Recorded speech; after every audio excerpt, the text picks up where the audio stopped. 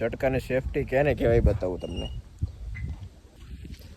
વરસાદ ચાલુ છે અને ઝટકાની સેફટી કેને કહેવાય બતાવું તમને.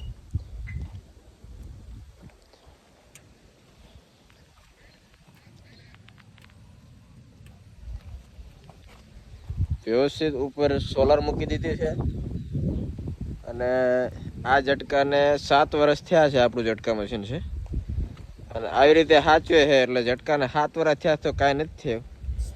અને આપણે તો કઈ રીતે બાંધ્યું હોય તમને ખબર જ છે, ધોરિયામાં પડ્યા હોય. બાકી ધોરિયામાં અને નીચે ઝટકા મશીન રાખવાથી પલળવાથી ઝટકા મશીન ખરાબ થાય ને થાય. એટલે વ્યવસ્થિત ફિટિંગ કરો અને આ જે ખેડૂત છે એનો આધુનિક ટેકનોલોજીનો ઉપયોગ કરો. જોઈ શકો છો તમે, નાની એમથી વસ્તુ છે પણ રિઝલ્ટ જોરદાર મળે છે. આવી રીતે વ્યવસ્થિત સાચો અને વ્યવસ્થિત ફિટિંગ કરો એવી આ ખેડૂત ભાઈનું કહેવું છે.